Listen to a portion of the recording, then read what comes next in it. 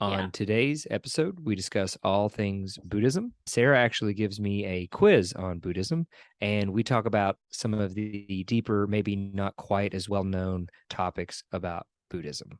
I'm Jacob DeRosset. We are here with Sarah Valley. Sarah, how are you? I'm doing great, Jacob. Thank you. Yeah. So today I thought I would try to stump Jacob on his knowledge of Buddhism because, as you probably know, Jacob knows more about Buddhism than I do. He's read way more books about Buddhism than I have. I've gone on more retreats and had more training. My training is in Buddhism, but more on the experiential technique side of things. I've got some really obscure facts on Buddhism that I want to see if Jacob knows these. So you ready?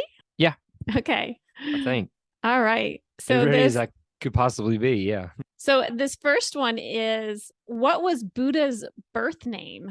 There's a book about it. It's in the title of a book. I've heard it, but I can't remember. Buddha's birth name is Siddhartha. Okay. You might have heard of that book, Siddhartha. Yeah. Yeah. And for anybody who's interested, the 14th Dalai Lama, who's the Dalai Lama right now, his birth name was Lamo, I think is how you pronounce it.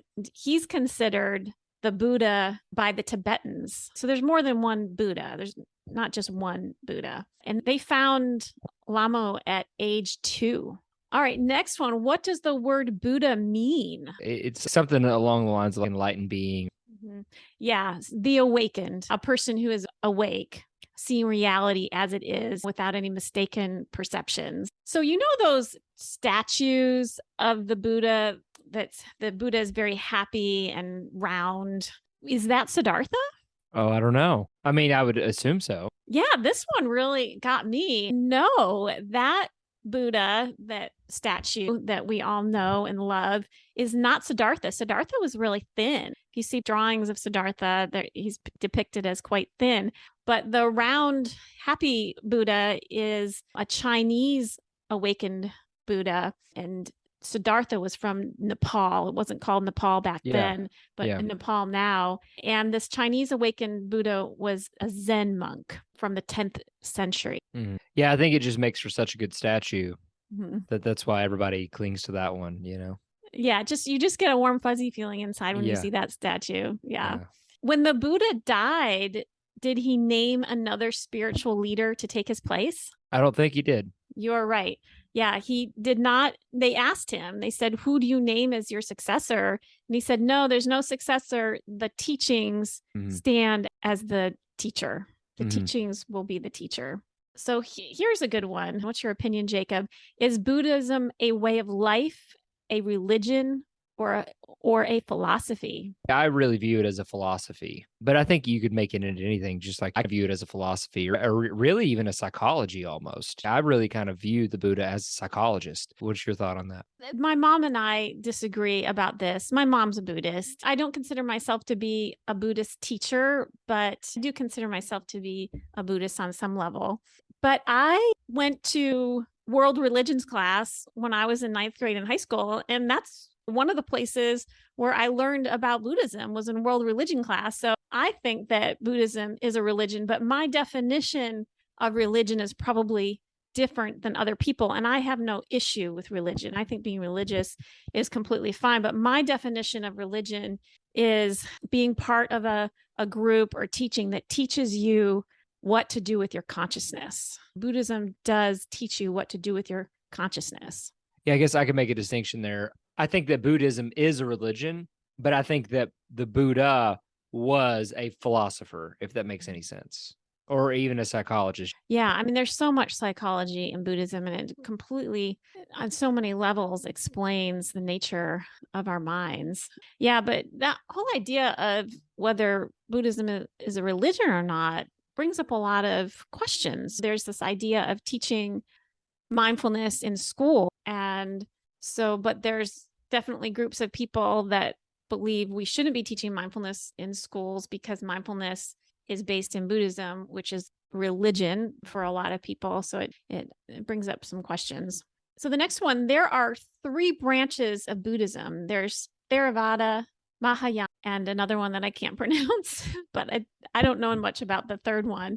But Theravada and Mahayana, they are pretty well known. My background is in Theravada, which insight meditation, Vipassana, is part of the Theravada branch of Buddhism. Mahayana, actually, Zen Buddhism is part of the branch of Mahayana. Tibetan Buddhism is also part of the branch of Mahayana. But I thought this was really interesting. In Christianity, there's kind of these different types of Christian followers. And the one type, they go to church and they make it their practice, but they don't preach it to other people necessarily. And then there's another group of Christians who are evangelical about their Christianity. The same thing here is in Buddhism, according to what I've read here in a book called No Nonsense Buddhism by Noah Rasheta. If I'm wrong about this, feel free to, anyone listening, or you, Jacob, let me know. But what I read in that book is that in general, in the Mahayana branch of Buddhism, they vow to awaken themselves and also vow to awaken all other beings, which differs from Theravada Buddhist branch. They vow to awaken themselves. Isn't that interesting?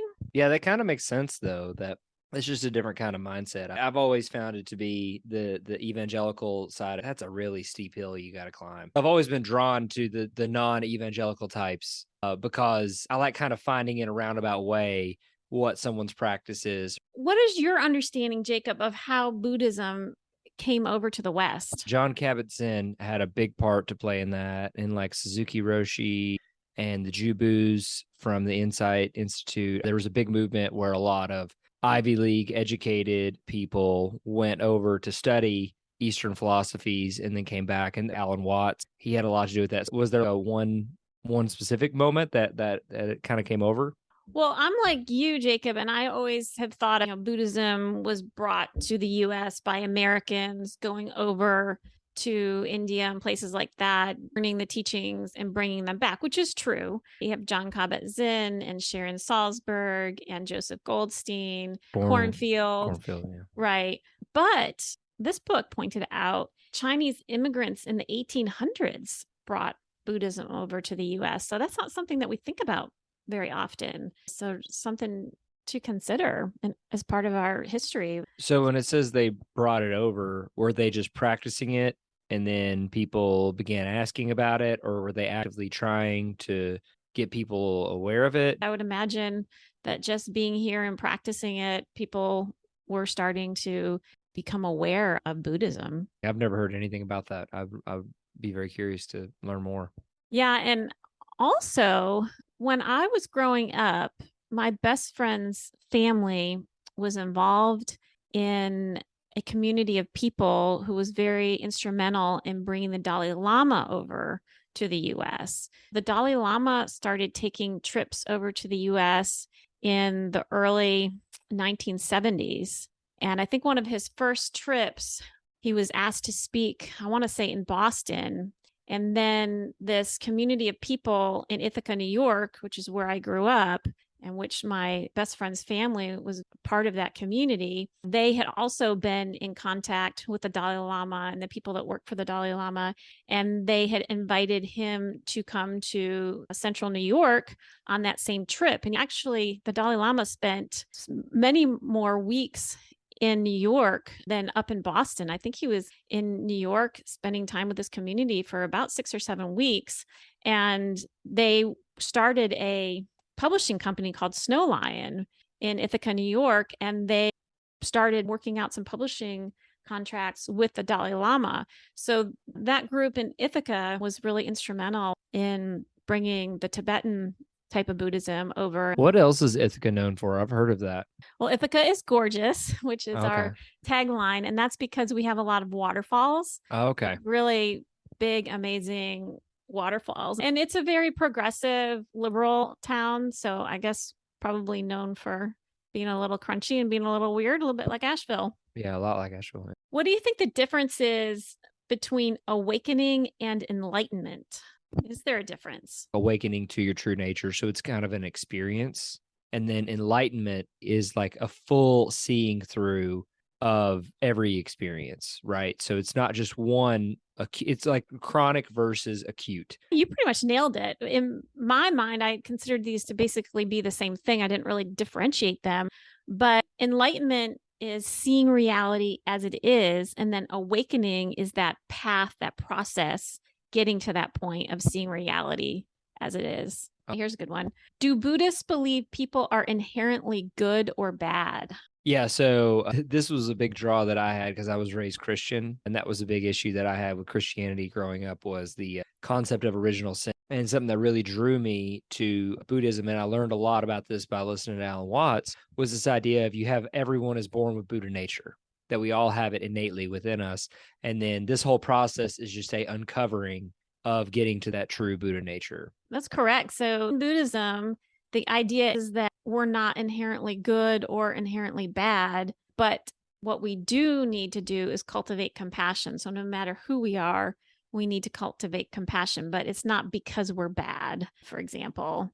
I will say the compassion piece doesn't seem very innate to me. That has been something I've really had to work for. I completely agree. And when I teach about compassion, I teach that compassion is a mental process, which is not something that most people think about. When people think about compassion, they think more about from the heart. I believe that compassion is a mental process with heart components, and the heart components are love, trust, forgiveness, healing, things of that nature, empathy. But I teach that compassion is actually a mental process. And when we become compassionate, what we're doing is we're getting it right in our minds. The same goes for empathy and validation. I teach that validation is a mental process, but empathy is of the heart. And when we're in relationship, sometimes we can feel empathy and sometimes we can't. We can't force that, but we can commit to validating our partner. It's a mental process. It's getting it right in our minds. For me, it's taken a whole lot of work, and I'm still a constant uphill battle. The nighttime practice that I've talked about here is the loving kindness practice that has helped a lot. But it seems all of my meditation practice needs to be centered around compassion. When we move into that self-compassion or compassion practice, it just changes our outlook. It's so good for our mental health. And I think about evolution and survival and how the brain was evolved. And if you think about it, being compassionate, was that really an integral part to physically surviving thousands of years ago? Maybe not. Maybe that's why it's not innate. Yeah, I guess so. It is kind of inefficient if you think about it. If I'm trying to survive and my immediate family is trying to survive and I'm trying to have children and reproduce, taking time to take care of your neighbor and things like that would be an inefficient use of time. But the tribalism is a thing, having a kind of a groupthink mentality, it can be very positive in like survival circumstances. Do Buddhists believe in reincarnation? I'm so curious what you think about this one, because this one really stumped me. I was like, what? Yeah, I believe they do. From what I've read, I do believe that there is a pretty large population of Buddhist people who believe in reincarnation. Am I right or not? Well, when you say the word reincarnation, can you define that? What exactly do you mean? So reincarnation, from my understanding of it, is you die in this incarnation. So you're born as Sarah of Galilee, you die as Sarah of Galilee, and then goes wherever it goes, and then it comes back in a different incarnation, right? And it could be a cat, could be a tree. Yeah, I think there was even a thing in China where you had to have certain reincarnations. This could be totally wrong, but I remember reading something about in China, you had to have your reincarnation approved by the government. You couldn't do like unlawful reincarnation. I want to look that up. So this is from rw.org. I have no idea what website that is. So let's just assume this is probably not true. But since 2007, Chinese authorities have imposed regulations limiting the recognition of reincarnate lamas, which included most of the religious leaders in Tibetan Buddhism. These provisions specify that reincarnations may not be recognized without state approval and must be born within China's border. So there's certain, yeah. Right. It's hilarious. Yeah. Oh, that was 2021. That was from December. Fascinating. I think that was something along the lines of what I'd heard. They have certain regulations on reincarnation in China. Oh my gosh. Okay. It sounds like the way you're describing it is we have this individual spirit, and this individual spirit, when we die, leaves our body and then maybe goes into a dog or a bird or another person. Is that how I'm understanding what you're saying? Again, that's what I've heard. I have always thought the same thing. I associate being Buddhist with believing in reincarnation, and you have this soul, and after you die, your soul leaves your body and you go into some other type of vessel, some other type of body. Apparently, that's not really true. It can be true. I think there's certain paths of certain sects of Buddhism that do believe that. For example, maybe the Tibetan Buddhists believe that. But in general, that's not what Buddhists believe. They believe in rebirth, which is different than reincarnation. The difference between rebirth and reincarnation, and again, if anybody's listening and I'm completely botching this up, please email me and school me on this. But this is what I understand from reading this book by Noah Rasheta, is that rebirth is the idea that we die and the energy of us is reborn into something else. But it's not like our soul passes on. It's not our spirit passes on. It's not a continuation of something like that. Does that make sense? Yeah, I think it does. That may stump people's preconceived notion about Buddhism. I'm hearing most of this stuff from Western teachers. So, they definitely put caveats in there. But I know that in Archbishop Tutu and the Dalai Lama's book on happiness, which is absolutely incredible, by the way, both of them admitted to having no idea what happens when you die. They both said, we have no idea. And they were, Wow. yeah. So that makes me feel a little bit more comfortable about it all. Funny enough, I guess, Yeah, because if there's any two people on this planet that I would think that would know the answer to that question, yeah, right. Even though they might be conflicting answers, I feel like they would know. That's hilarious. As far as Tibetan Buddhism, if you know about the story of the 14th Dalai Lama and how they found him when he was 2 years old, they found different children that they thought were the 13th Dalai Lama died, and that one of these children was the soul living on, and they would put different items that belonged to the 13th Dalai Lama in front of the child, and the child would pick out the ones that they said were theirs from that previous life. And apparently the Dalai Lama we have now got all of the items correct, or something like that. But this idea of the soul moves on from one life to another, I think this is also definitely a new age idea as well. And I believe in it. I used to be a hypnotherapist. I used to lead people through past life regressions. I've seen several of my own past lives, but this is interesting, kind of opened my mind a little bit about letting go of that idea that a certain substance of your soul moves on like that. I heard this amazing story that Jack Kornfield told, that there was this lady that was in this monastery, and she was a nun, and she was incredible. I mean, she had just such amazing energy, and everyone loved being around her. And then one time she left in the middle of the night, she disrobed. And then she came back a couple years later, and she was a very devout Christian. And she came back and she was trying to evangelize to the monks and nuns. And they go to their teacher and they say, this woman's come back, and then she was a nun and now she's a Christian, and then she just won't leave us alone, talking about and trying to get us to convert and become Christians. And their teacher sat and listened for a bit, and then he was like, maybe she's right. Just being open to all the possibilities. Well, that's what wisdom is, from what my understanding is. That reminds me of something else I read in this book. One of the questions was, do Buddhists believe in God? And I've always thought that Buddhists don't believe in God because God is something that's permanent, and Buddhism is about impermanence. That's one of the reasons I am a little bit hesitant about considering myself a Buddhist, because I do believe in God.